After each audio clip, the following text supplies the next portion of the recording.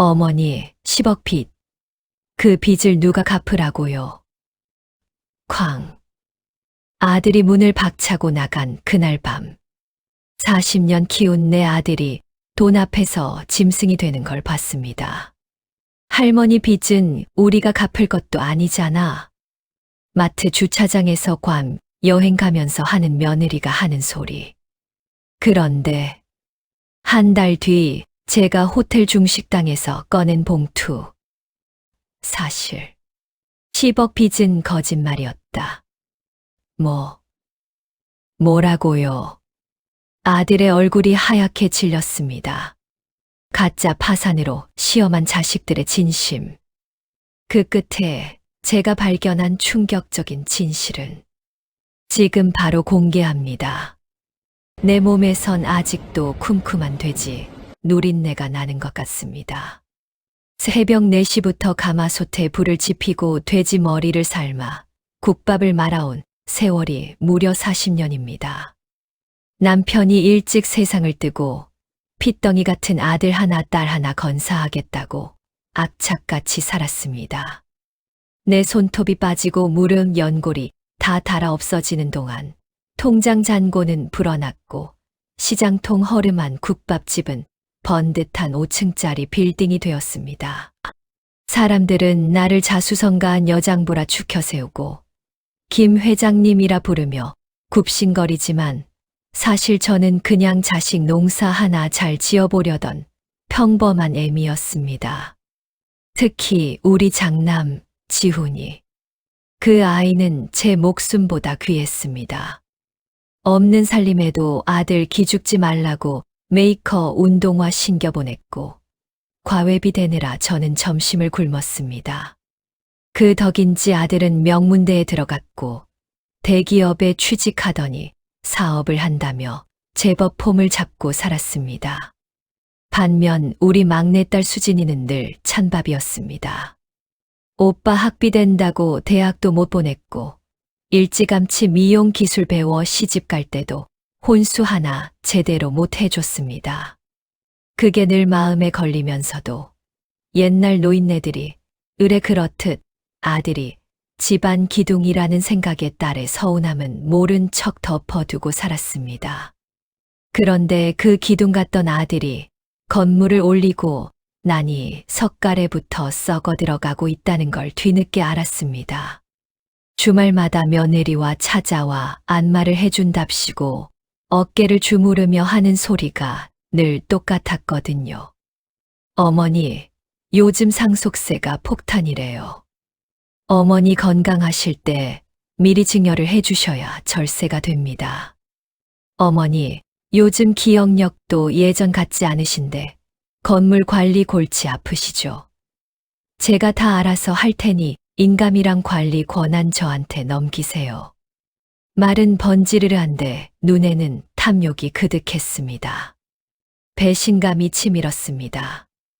내가 너를 어떻게 키웠는데 내 뼈와 살을 깎아 만든 이 재산을 내가 눈을 시퍼렇게 뜨고 있는데 벌써부터 찢어발길 생각만 하다니. 저는 밤새 끙끙 앓다가 결심했습니다. 내 돈이 없어져도 과연 너희가 나를 어머니라 부를지 아니면 짐 덩어리 취급할지. 잔인하지만 확실한 시험을 해보기로 말입니다. 변호사를 찾아가 은밀하게 상담하고 완벽한 각본을 짰습니다. 가짜 차용증을 만들고 법원에서 날아온 것처럼 위조한 경매 예고장까지 준비했습니다.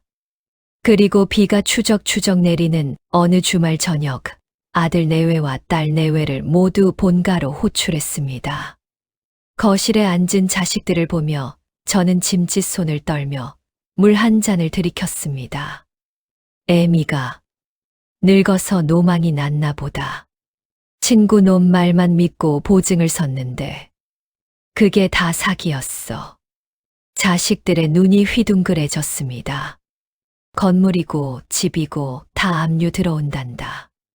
빚이 10억이 넘는데 당장 내일부터 이 집에서 나가야 한다. 길바닥에 나 앉게 생겼어. 그 순간 거실에는 숨막히는 정적이 흘렀습니다. 1초, 2초, 3초. 그 짧은 찰나에 아들 지훈이의 얼굴이 불그락푸르락 변하더니 이내 짐승처럼 으르렁거리는 소리를 질렀습니다. 뭐라고요? 아니, 어머니, 제정신이세요. 그게 어떤 건물인데. 늙으려면 곱게 늙지 왜 말년에 사고를 쳐요? 10억. 그 빚을 누가 갚으라고. 아들은 걱정은커녕 저를 잡아먹을 듯 노려보았습니다. 며느리는 아예 자리에서 벌떡 일어나 가방을 챙겼습니다. 어머님, 정말 실망이에요. 저희도 사업 자금 융통하느라 숨이 턱 끝까지 차 있는데 어머님 빚까지 떠안을 순 없어요. 어머니 들으셨죠?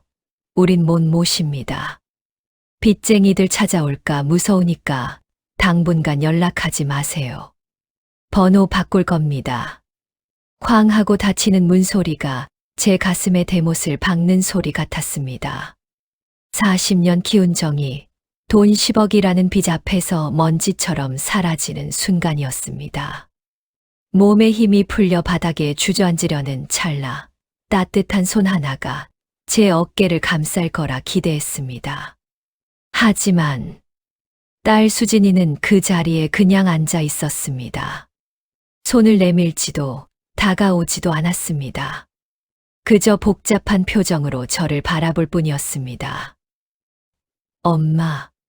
수진이가 입을 열었습니다. 목소리에 힘이 없었습니다. 우리. 솔직히 말해서 도와드릴 여유가 없어요. 우리 집도 사실 빚이 있거든요. 남편 사업 실패로 은행 빚만 5천만 원이에요. 심장이 덜컥 내려앉았습니다. 이건 예상 밖이었습니다. 오빠처럼 매몰차게 나가지는 않더라도 딸 역시 저를 거둘 여력이 없다니. 그렇지만 수진이가 한숨을 쉬며 일어섰습니다. 우리 집의 안방은 드릴 수 있어요. 좁고 낡았지만요. 엄마가 괜찮으시다면요. 사위 김서방이 딸의 손을 잡았습니다.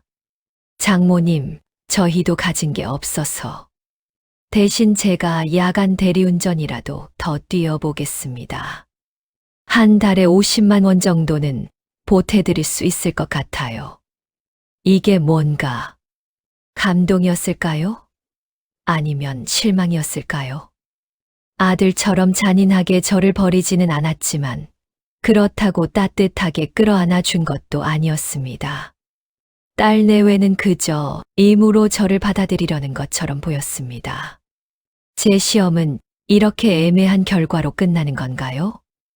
그날 밤 딸 수진이네 20평짜리 빌라로 들어섰습니다. 눅눅한 습기 냄새와 싸구려 방향제 냄새가 뒤섞인 곳. 딸은 안방을 저에게 내어주고 거실에서 잤습니다. 하지만 온기는 느껴지지 않았습니다. 첫날 밤, 저는 얇은 벽 너머로 딸 부부가 주고받는 대화를 들었습니다. 여보, 솔직히 부담돼. 엄마가 오시면 생활비가 2배는 들 텐데. 나도 알아. 그래도 어쩌겠어. 내버려 둘 순 없잖아. 오빠는 정말 명문대 나오고 대기업 다녀서 뭐해. 결국 엄마가 손 벌린 건 우리야. 그래도 우리가 받은 것보다 오빠가 받은 게 훨씬 많잖아. 학비만 해도 한숨 소리가 들렸습니다. 이것도 다 팔자지 뭐. 어차피 우린 오빠처럼 냉정하게 못 굴잖아. 저는 이불을 뒤집어 쓰고 눈을 감았습니다. 그렇구나. 수진이도 마음에서 우러나와서 나를 받아준 게 아니었구나. 의무감, 죄책감, 오빠보다는 낫다는 자기 위안. 그것이 딸이 저를 받아들인 이유였습니다. 다음 날부터 저는 진짜 가난한 노인 행세를 시작했습니다. 밥을 먹다가 일부러 흘리기도 하고, 밤에 화장실 가다가 벽에 부딪히는 소리를 내기도 했습니다. 약간의 치매 증상까지 연기했습니다. 수진아, 오늘이 무슨 요일이지? 엄마, 어제도 물어봤잖아요. 수요일이에요. 딸의 목소리에 짜증이 묻어났습니다. 며칠이 지나자 딸의 표정은 점점 굳어갔습니다. 아침마다 저에게 밥을 떠먹이고 출근하는 딸의 얼굴에서 피곤함이 역력했습니다. 미용실에서 하루 종일 서서 일하고 퇴근해서도 저를 돌봐야 하니까요. 어느 날 밤 또다시 벽 너머로 들려오는 대화. 여보, 나 한계야. 엄마가 요즘 이상해. 치매 오신 것 같아. 요양원 알아볼까? 돈이 어디 있어? 차라리 오빠가 조금만 양심이 있어서 절반만이라도 책임져 줬으면. 그 인간한테 기대하지 마. 우리끼리 어떻게든 해야지. 긴 침묵이 흘렀습니다. 그리고 딸의 울음소리가 들렸습니다. 미안해. 당신한테 너무 미안해. 이런 짐을 같이 짊어지게 해서. 괜찮아. 우리 함께 버티자. 저는 그날 밤 가슴이 찢어지는 것 같았습니다. 딸도 저를 짐이라고 생각하고 있었습니다. 다만 아들처럼 그 짐을 내팽개치지 못할 뿐이었습니다. 딸네 집에서 지낸 지 보름쯤 지났을 때였습니다. 혹시나 하는 마음에 동네 마트에 나갔다가 믿을 수 없는 장면을 목격했습니다. 주차장에서 아들의 고급 세단이 들어오는 것이 보였습니다. 아빠, 이번에 우리 괌 여행 가는 거 맞아? 그럼 할머니 빚 때문에 찝찝하긴 한데 뭐 우리가 갚을 것도 아니잖아. 며느리가 맞장구를 쳤습니다. 맞아요. 어머님은 수진이네가 알아서 하겠지. 걔네는 잃을 것도 없잖아. 전봇대 뒤에 숨어 그들의 대화를 고스란히 들으며 저는 떨리는 손으로 녹음기를 켰습니다. 하지만 그 순간 예상치 못한 목소리가 들렸습니다. 오빠. 수진이었습니다. 딸이 장바구니를 들고 아들에게 다가갔습니다. 저는 숨을 죽였습니다. 수진아. 아들이 당황한 표정으로 돌아섰습니다. 오빠, 나 한 가지만 물어볼게. 정말로 엄마가 어떻게 되든 상관없어. 그게, 수진아, 내 사정도 있고. 딸이 아들의 말을 끊었습니다. 난 말이야, 오빠를 원망하지 않아. 오빠가 엄마한테 더 많이 받은 건 맞지만, 그래도 오빠도 나름 엄마 사업 도와줬잖아. 건물 세입자 관리할 때 법률 자문도 해주고. 아들의 표정이 복잡하게 변했습니다. 그래서 나한테 뭘 바라는 건데? 딸이 한숨을 쉬었습니다. 우리 집도 한계야, 오빠. 솔직히 나도 엄마 모시는 거 버거워. 근데 내버려 둘 수가 없잖아. 그러니까. 딸이 입술을 깨물었습니다. 요양원 비용만 반반 나누자. 그것만이라도 도와줘. 아들은 한참을 말없이 서 있었습니다. 그러더니 고개를 저었습니다. 미안해, 수진아. 나도 여유가 없어. 사업 자금 빚이. 너도 알잖아. 오빠. 대신 엄마가 정 힘들면 기초수급자 신청해봐. 그러면 나라에서 요양원 비용 지원해준대. 오빠. 우리 엄마를 거지로 만들자고? 아들이 인상을 찌푸렸습니다. 거지. 야, 그게 현실이야. 엄마가 보증 잘못 써서 우리 인생까지 망치게 할 순 없잖아. 정말 실망이야, 오빠. 너도 마찬가지야. 사실 엄마 모시기 싫으면서 착한 척 하지 마. 어젯밤에 남편이랑 요양원 알아본다며 통화한 거 다 들렸어. 딸의 얼굴이 새하얗게 질렸습니다. 어떻게? 내가 어제 니네 집 앞까지 갔다가 창문 열린 거 보고 그냥 간 거야. 엄마 모시는 거 양심에 찔려서 돈이라도 좀 주려고 갔는데 니네 대화 듣고 그냥 돌아선 거지. 두 남매는 서로를 바라보며 침묵했습니다. 결국 아들이 먼저 차에 올라탔습니다. 수진아, 우리 각자 알아서 살자. 엄마 일도 내가 알아서 해. 오빠, 미안해. 세단이 주차장을 빠져나갔습니다. 딸은 그 자리에 멍하니 서서 손에 든 장바구니가 바닥에 떨어지는 것도 모른 채 울고 있었습니다. 저는 전봇대 뒤에서 그 모든 장면을 지켜보며 깨달았습니다. 제 자식 둘 다 진심으로 저를 사랑하지 않았습니다. 하나는 빚 핑계로 떠났고 하나는 의무감으로 남았을 뿐. 저는 그날 변호사에게 전화를 걸었습니다. 계획을 바꿔야겠습니다. 며칠 후 저는 수진이에게 조용히 말했습니다. 수진아, 엄마가 나갈게. 엄마, 갑자기 무슨 부담 주기 싫어서. 그리고 엄마도 요양원 알아봤어. 기초수급자 신청하면 되겠더라. 딸의 얼굴에 안도감과 죄책감이 동시에 스쳤습니다. 엄마, 미안해요. 제가 무능해서. 아니다. 네, 잘못이 아니야. 저는 짐을 꾸렸습니다. 작은 보따리 하나. 그리고 택시를 탔습니다. 어디로 갈까요? 성북구 삼선동 국밥골목으로 가주세요. 40년 전 제가 처음 국밥집을 차렸던 그 골목. 택시에서 내려 골목을 걸어가는데 낯익은 얼굴들이 보였습니다. 김 사장님?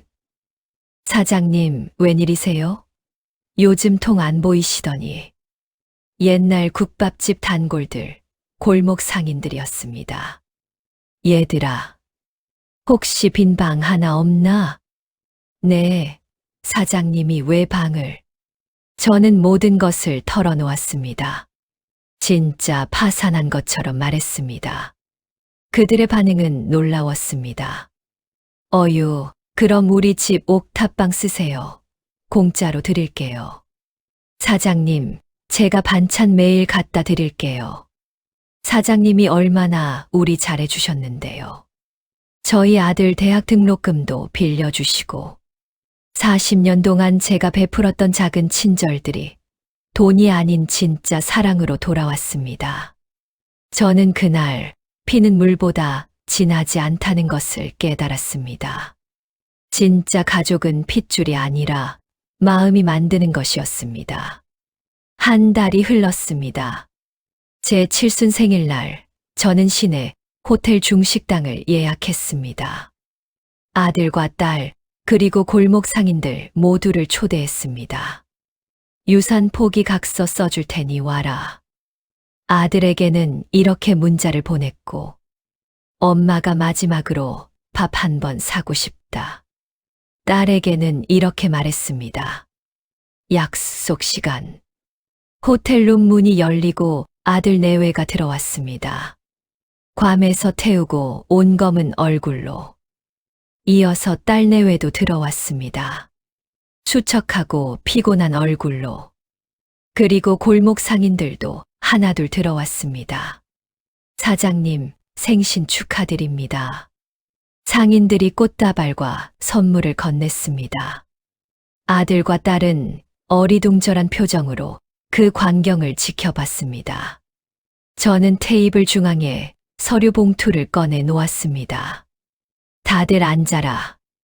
오늘 엄마가 발표할 게 있다. 사실 10억 빚은 거짓말이었다. 아들이 벌떡 일어섰습니다. 뭐라고요? 엄마가 연극을 했다. 너희 시험해 보려고. 며느리가 손뼉을 쳤습니다. 어머나, 역시 어머님, 그럼 건물 다 있는 거네요? 하하, 놀랐잖아요. 저는 아들을 향해 녹음기를 틀었습니다. 할머니 빚은 우리가 갚을 것도 아니잖아. 아들의 얼굴이 하얗게 질렸습니다. 그리고 수진이 너. 딸을 향해 두 번째 녹음 파일을 재생했습니다. 솔직히 엄마 모시는 거 부담돼. 요양원 알아볼까? 딸도 눈물을 글썽이며 고개를 떨어뜨렸습니다. 너희 둘 다 엄마를 사랑한 게 아니라 의무감으로 혹은 유산 때문에 곁에 있었구나.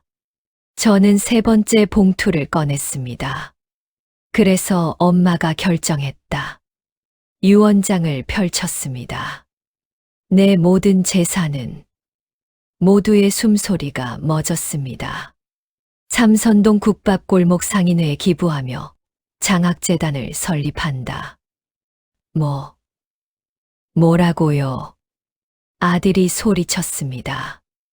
그리고 남은 생활비는 이 골목 어르신들과 함께 쓰며 살 것이다. 딸이 울먹였습니다. 엄마, 우리는요. 저는 잠시 침묵했습니다. 그리고 네 번째 봉투를 꺼냈습니다.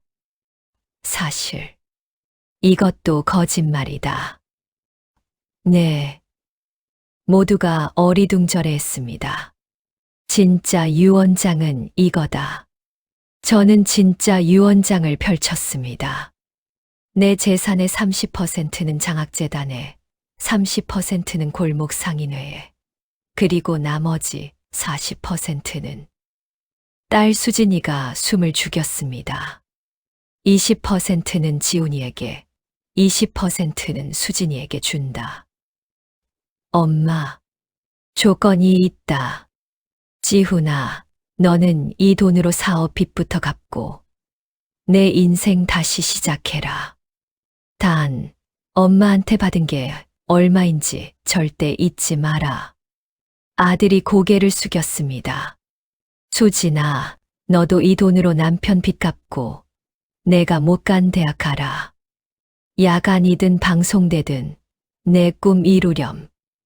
딸이 흐느꼈습니다. 그리고 너희 둘 다 명심해라. 저는 두 자식을 번갈아 보았습니다. 돈은 언제든 없어질 수 있다.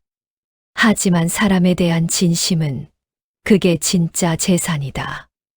아들과 딸이 동시에 울음을 터뜨렸습니다. 어머니, 죄송합니다. 엄마, 정말 미안해요. 저는 그들을 바라보며 한숨을 쉬었습니다. 엄마도 잘못했다.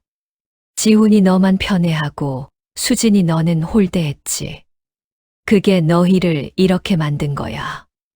그때 예상치 못한 사람이 입을 열었습니다. 사위 김서방이었습니다. 장모님, 김서방이 자리에서 일어나 저에게 절을 했습니다. 사실 저희도 장모님께 숨긴 게 있습니다. 수진이가 놀라서 남편을 쳐다봤습니다. 여보, 무슨 소리야? 김서방이 주머니에서 통장을 꺼냈습니다. 장모님이 저희 집에 계신 한 달 동안 저는 매일 새벽 4시에 일어나서 대리운전을 뛰었습니다. 뭐라고? 그리고 주말에는 건설 현장 일용직도 나갔습니다. 수진이 몰래요. 수진이의 눈이 커졌습니다. 당신, 왜? 장모님 요양원 비용 모으려고요. 제 힘으로 장모님 모시고 싶었습니다. 김서방이 통장을 펼쳤습니다. 여기 280만 원 있습니다. 한 달 동안 모은 돈입니다. 적은 돈이지만 저는 그 순간 눈물이 쏟아졌습니다. 김서방, 장모님, 사실 저도 부모님을 일찍 여의었습니다. 그래서 장모님이 더 소중했습니다. 비록 저희가 가난하지만 장모님을 진짜 가족으로 모시고 싶었습니다. 수진이가 남편을 껴안고 울었습니다. 여보, 미안해. 내가 당신한테 매일 징징거렸는데. 괜찮아요. 당신도 힘들었잖아요. 저는 그 모습을 보며 깨달았습니다. 진짜 효자는 따로 있었습니다. 핏줄도 아닌 사위였습니다. 그런데 이번에는 아들 지훈이가 떨리는 목소리로 말했습니다. 어머니, 저도 사실 고백할 게 있습니다. 뭔데?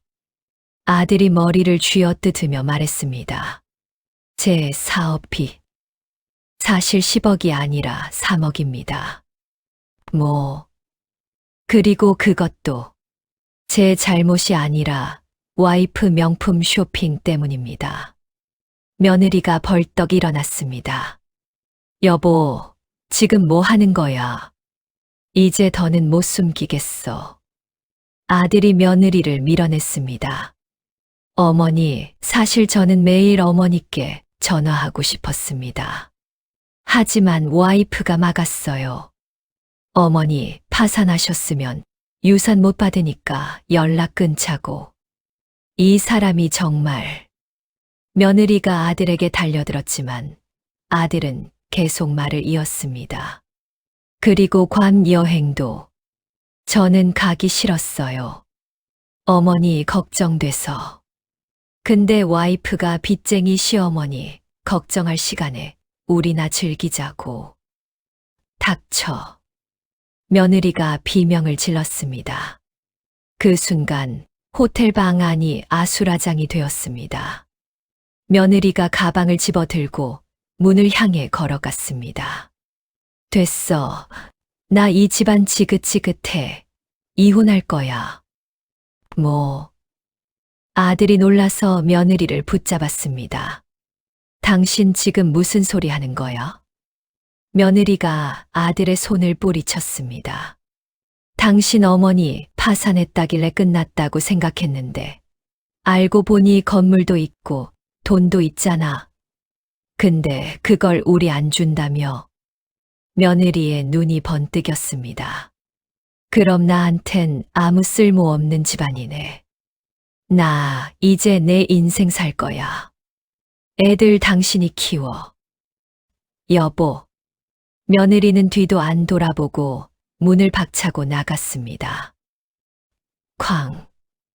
아들은 그 자리에 주저앉아 머리를 감싸쥐었습니다. 어머니.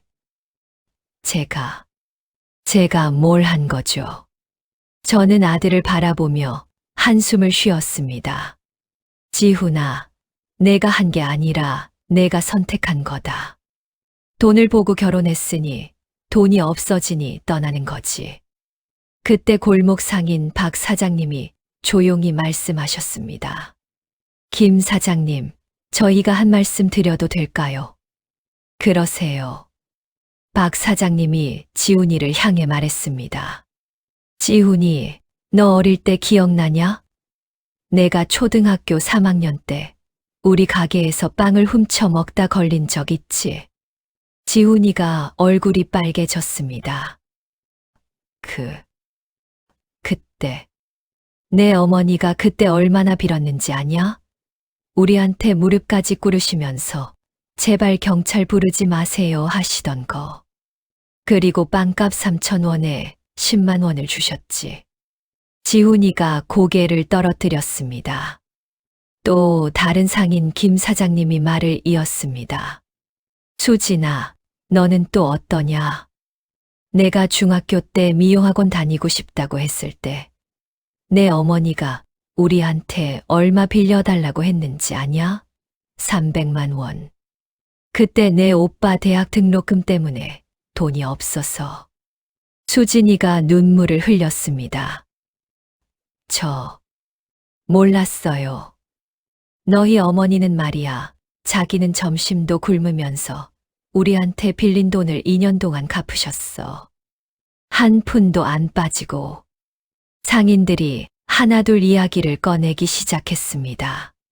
40년 동안 어머니가 골목에서 베풀었던 수많은 선행들. 어려운 이웃 아이들 학비 대준 것, 아픈 사람 병원비 보탠 것, 빚쟁이, 피해 도망친 사람 숨겨준 것. 지훈이와 수진이는 그제야 깨달았습니다. 어머니의 진짜 재산은 돈이 아니라 40년 동안 쌓아온 신뢰와 사랑이었습니다.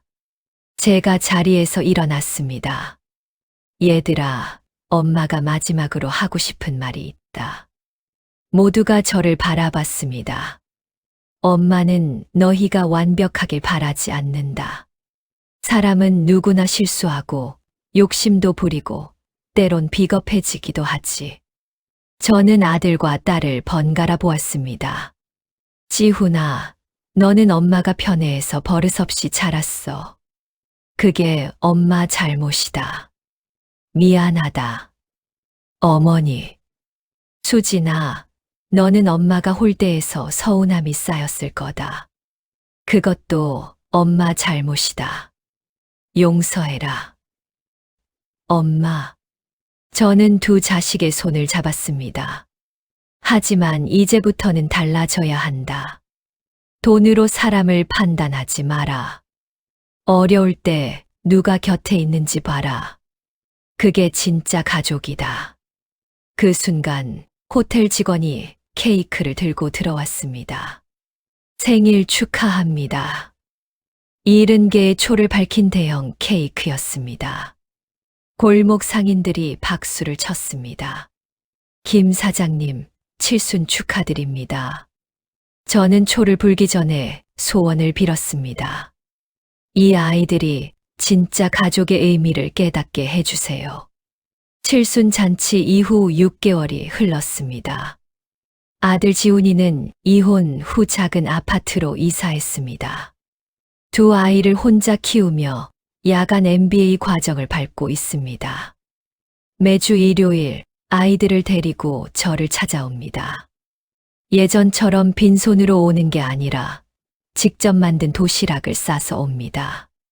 어머니, 제가 요리는 못하지만 애들이랑 같이 만들었어요. 서툰 김밥이었지만 그 어떤 산해진 미보다 맛있었습니다. 딸 수진이는 제가 준 돈으로 방송통신대학에 입학했습니다. 미용학과를 전공하며 작은 미용실도 차렸습니다. 엄마, 내가 나중에 크면 프랜차이즈 만들 거야. 이름은 수진이네 엄마 미용실로 할 거야. 야, 그럼 촌스럽잖아. 엄마가 있어서 내가 있는 건데 뭐가 촌스러워? 그리고 사위 김서방. 그 친구는 제가 투자해서 작은 대리운전 회사를 차렸습니다. 직원도 3명 뽑았습니다. 장모님, 이번 달 수익금 중 30%는 장학재단에 기부하겠습니다. 김서방, 너 돈 벌었으면 내 가족부터 챙겨라. 아닙니다. 장모님께 배웠습니다. 나눌수록 더 많이 돌아온다는 걸요. 어느 날 삼선동 골목 제 국밥집제가 다시 오픈했습니다에 예상치 못한 손님이 찾아왔습니다. 전 며느리였습니다. 어머님, 머리를 단정히 묶고 수수한 옷을 입은 모습이었습니다. 예전의 화려함은 온데간데 없었습니다. 무슨 일이냐? 죄송합니다. 정말 죄송합니다. 며느리가 바닥에 무릎을 꿇었습니다. 저, 지훈이랑 다시 만나고 싶어요. 제가 정말 잘못했어요. 저는 국자를 내려놓고 며느리를 바라봤습니다. 왜 갑자기 마음이 변했냐? 며느리가 고개를 떨어뜨렸습니다. 제가 재혼하려던 남자한테 사기를 당했어요. 제 전 재산을 날렸어요. 그제야 깨달았어요. 제가 얼마나 소중한 걸 버렸는지. 며느리가 울먹였습니다. 지훈이는 비록 가난했지만 저를 진심으로 사랑해줬어요. 아이들도 저 없이 얼마나 힘들었을까요? 저는 한숨을 쉬었습니다. 그건 내가 지훈이한테 직접 말해야 할 것 같구나. 어머님이 허락해 주시면 제가 다시 시작할 수 있을까요? 그건 내가 결정할 문제가 아니다. 지훈이와 아이들이 결정할 일이지. 며느리가 고개를 끄덕였습니다. 알겠습니다. 제가 천천히 다시 시작해 보겠습니다. 며느리가 돌아간 후 저는 서랍에서 낡은 공책 하나를 꺼냈습니다. 40년 동안 제가 써온 일기장이었습니다. 거기에는 놀라운 내용이 적혀 있었습니다. 지훈이 초등학교 3학년 빵 훔친 사건. 사실 우리 집 형편 어려워서 도시락 못 사줘서 그런 거였음. 내 잘못. 수진이 중학교 2학년 미용학원 보내달라고 졸라서 짜증났었음. 근데 사실 얘는 공부 머리가 없어서 기술이라도 배워야 살 것 같았음. 미안하다 수진아. 지훈이 대학 졸업 후 사업 자금 5천만 원 빌려달라고 함. 사실 무리한 금액이었지만 아들 자존심 세워주고 싶어서 빌려줌. 근데 나중에 돌려받을 때 이자까지 쳐서 줌. 그게 고마웠음. 수진이 결혼식 날 혼수 제대로 못 해줘서 미안했음. 근데 김서방이라는 친구가 장모님, 저한테는 수진이가 최고의 혼수입니다라고 해서 울었음. 일기장 마지막 페이지에는 이런 글이 적혀 있었습니다. 내가 가짜 파산 연극을 한 진짜 이유. 1점 아이들의 진심을 시험하려고 반만 맞음. 2점 누가 진짜 효자인지 가려내려고. 이것도 반만 맞음. 진짜 이유는 아이들이 돈이라는 굴레에서 벗어나게 하고 싶었음. 지훈이는 내 돈 때문에 허세를 부리며 살았고 수진이는 내 돈을 못 받아서 서러워하며 살았음. 둘 다 불행했음. 그래서 결정했음. 한 번쯤 돈 없는 엄마를 경험하게 해주자. 그래야 돈이 아닌 사람을 보는 법을 배울 거라고.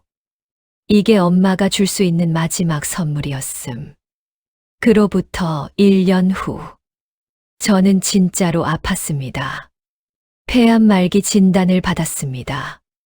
병원 침대에 누워있는 저의 곁에는 아들, 딸, 사위, 그리고 다시 돌아온 며느리가 있었습니다. 어머니, 힘내세요. 엄마, 우리 아직 할 일 많아. 나중에 우리 같이 여행 가기로 했잖아.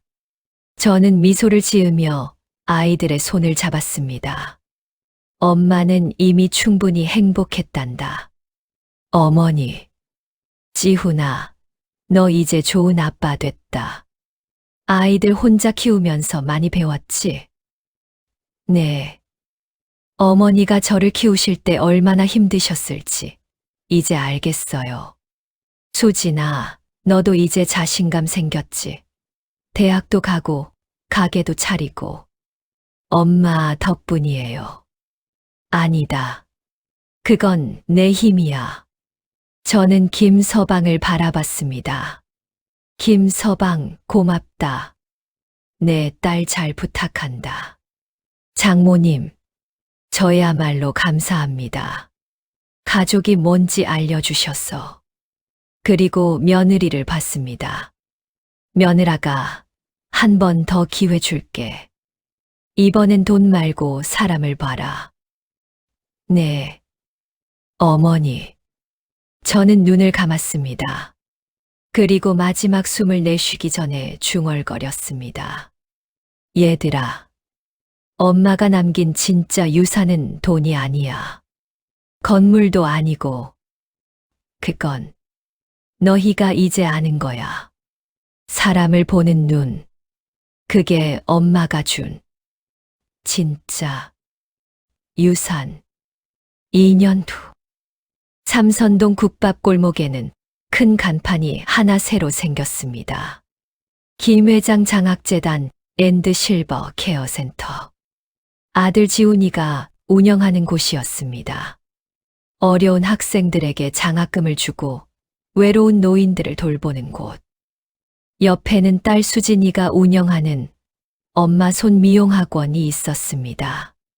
경력 단절 여성들에게 무료로 미용 기술을 가르쳐 주는 곳. 그리고 사위 김서방의 희망 대리운전은 이제 직원이 50명이 넘었습니다. 수익금의 50%를 장학재단에 기부하고 있었습니다. 매년 어머니 제사날이 되면 삼선동 골목 전체가 잔치였습니다. 수백 명의 사람들이 모여 국밥을 나눠 먹으며 고 김 회장의 이야기를 했습니다. 김 회장님은 진짜 대단한 분이셨어. 돈을 남긴 게 아니라 정신을 남기셨지. 지훈이와 수진이는 매년 그 자리에서 어머니께 감사했습니다. 엄마, 이제 알겠어요. 엄마가 왜 그 잔인한 연극을 하셨는지. 우리가 사람이 되라고 하신 거죠. 밤하늘의 별이 유난히 밝게 빛났습니다. 마치 어머니가 하늘에서 미소 짓는 것 같았습니다. 여러분, 오늘 제 이야기 어떠셨나요? 혹시 이 이야기가 남의 일 같지 않으신 분 계신가요? 어쩌면 여러분도 지금 비슷한 고민을 하고 계실지 모릅니다. 자식들이 내 재산만 노리는 건 아닌지, 내가 아프고 늙으면 나를 버리는 건 아닌지, 피는 물보다 진하다는 말이 정말 맞는 건지, 이 이야기를 들으시면서 가슴이 먹먹해지신 분, 내 이야기 같아서 눈물이 나신 분, 혹은 나라면 어땠을까 생각해 보신 분, 댓글로 여러분의 이야기를 들려주세요. 나도 비슷한 경험이 있다. 우리 집은 이랬다. 나는 이렇게 생각한다. 어떤 이야기든 좋습니다. 여러분의 진솔한 이야기가 다른 누군가에게는 큰 위로가 되고 해답이 될 수 있습니다. 그리고 혹시 지금 자식과의 관계로 고민하고 계신 분이 계시다면 이것만은 기억해 주세요. 진짜 효도는 돈이 아니라 마음입니다. 진짜 부모는 돈이 아니라 사랑으로 자식을 키웁니다. 돈은 언제든 잃을 수 있지만 진심은 영원히 남습니다.